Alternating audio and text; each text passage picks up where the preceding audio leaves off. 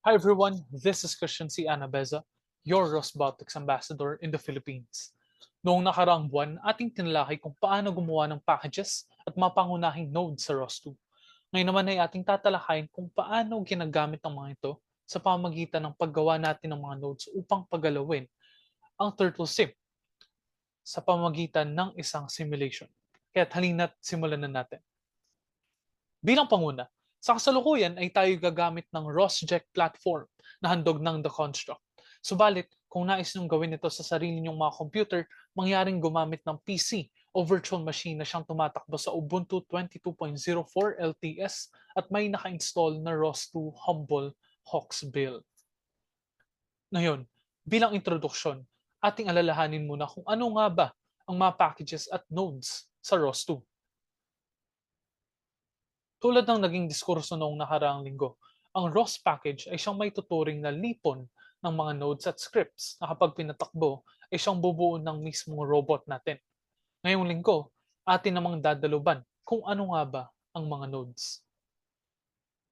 Ngayon, kung ang package ay siyang tumutukoy sa kabuuan ng parte ng ating robot, ang mga node naman ay ang siyang kumakatawan sa mga maliliit na kumpuni o parte na bumubuo ng mga ito. Maaring itong maging mga frame capture mechanism at even signal processing unit ng ating camera. Ngayon, para sa ating gagawing matakda, ang layunin natin ay makapag-code ng ROS package na siyang maglalaman ng nodes na magpapagalaw ng ating turtle sim. At halina't ating simulan nito. Ngayon, kung inyong mapapansin, meron na akong nilikhang workspaces folder at maging isang pre-made na Turtlebot workspace na siyang naglalaman ng ating mga codes na gagamitin para sa aktibidad na ito. Subalit, upang mapakita sa inyong lahat kung paano natin gagawin ang mga nodes, nararapat lamang na muli tayong gumawa ng panibagong workspace. Kaya pumasok tayo sa workspaces folder at gumawa tayo ng bagong workspace na ating papangalan ng turtlebot2_ws. Pumasok naman tayo sa loob nito at patakbuhin ng isang beses ang callcon build.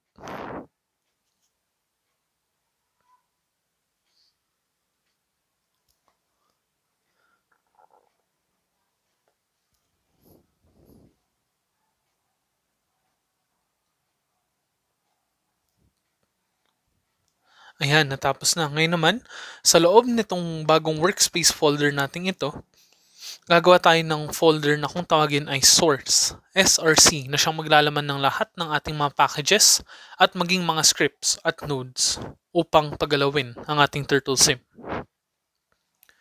Ayan, pumasok tayo sa loob ng source folder at gumawa ng bagong package na ating papangalan ng move_turtle. Ngayon, for the build type, gagamitin natin ang ament_python at ang dependencies naman natin ay rclpy, standard messages, at geometry messages. Ngayon, matapos natin gawin ng package na ito, punta tayo sa move_turtle na directory upang atin nang gawin ang ating mga Python executables na siyang magsisilbing mga node natin.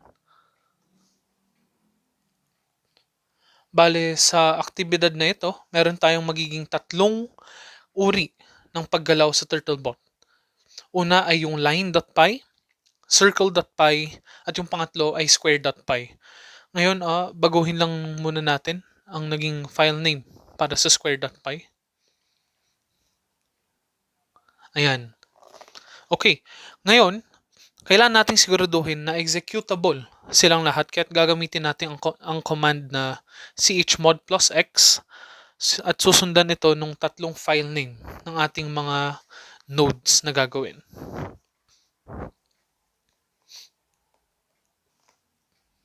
At upang masiguradong tamang ating ginawa, narapat lamang na ating tingnan gamit ang command na ls-la. At kung titingnan natin, meron ng x sa access types para sa ating mga files at kulay luntian na ang kanilang mga file name.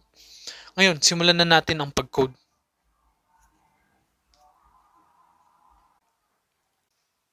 Ngayon, bilang isang punto ng diskusyon para sa ating pagpaprogram, ating mapapansin na ang ating mga nodes ay nagtataglay lamang ng isang publisher na siyang nagpa-publish ng twist message sa topic na turtle1/cmd_vel.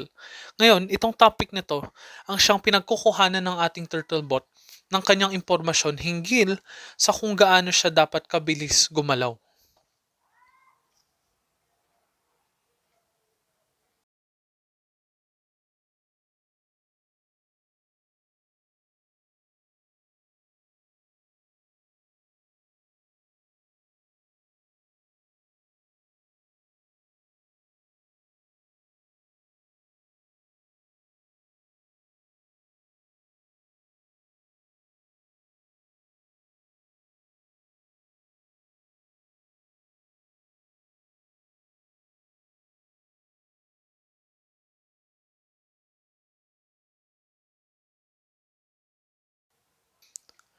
Ngayon, matapos nating gawin ang lahat ng codes para sa line, circle at square.py, punta tayo sa setup.py at ating gawin ang ating mga nodes. Kaya ngayon, halimbawa, ang magiging format nito ay yung pangalan na ating gusto para sa node equals yung pangalan ng ating package dot yung pangalan ng ating executable :main. So ngayon, kakagawa pa lang natin nung para sa line at gagawin naman nating sunod ay yung para sa circle at sa square.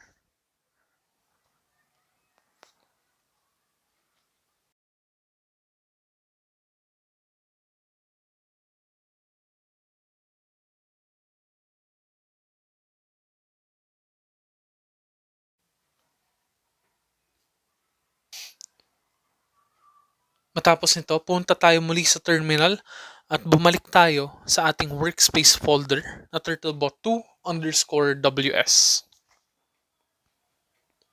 Pagbalik natin dito, patakboy natin ang colcon build upang mabuild ang ating nagawang packages at nodes.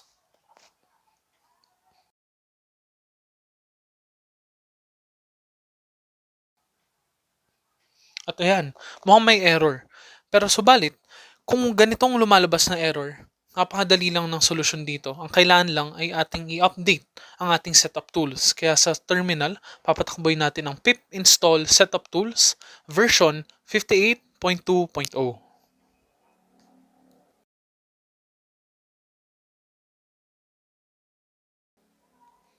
Ayan, matapos na i-install ang ating setup tools, patakboyin ulit natin ang colcon build at wala na tayong error na dapat na makikita dito.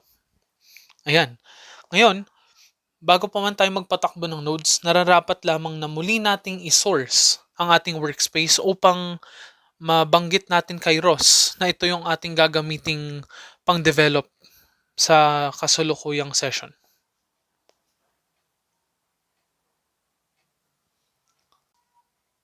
Ngayon naman, sa ikalawang terminal, papatakboy na natin ang TurtleSim.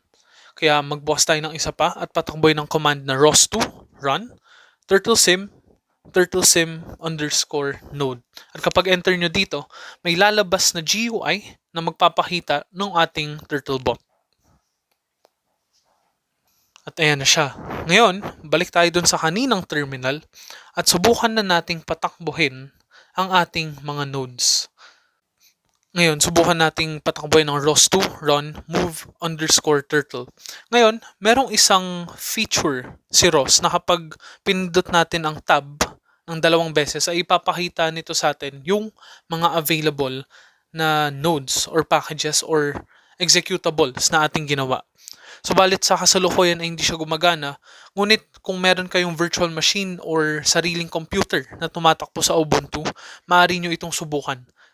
Bale, pag nag-double tab kayo dito sa bahaging ito, makikita nyo lahat ng executables na ginawa nyo at mas mapapadali ang inyong paghanap, nung node na kailangang patakbuhin.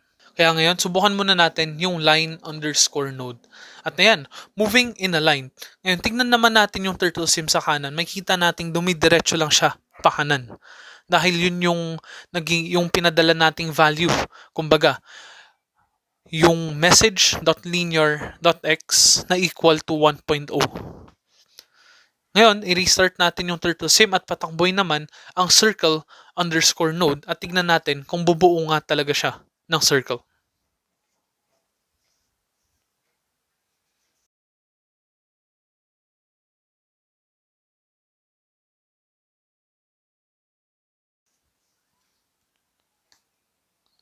At ayan, mapapansin nating bumubuo nga ng bilog ang ating turtle.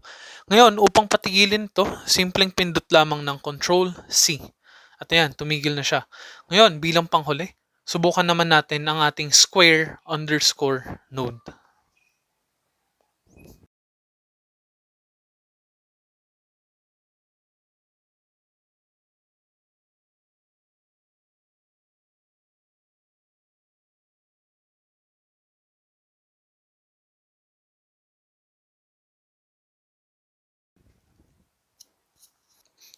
Okay, mukhang hindi square kundi hexagon ang nabubuo ng ating script. Subukan kaya natin itong palitan.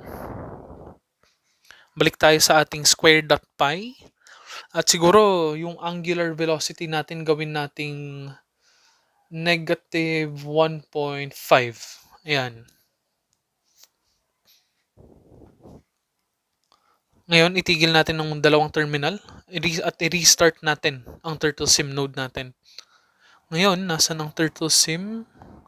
Nasa likuran ata. Ayun, nasa likuran nga. Sige. Bumalik tayo sa lumang terminal, terminal 510. At muling patakboy ng Colcon build upang ma-update yung impormasyon hinggil sa ating mga node. At ayan, matapos nating i-build, muli nating patakboy ng square.node at tignan natin kung anong kalalabasan nito para sa ating TurtleSim.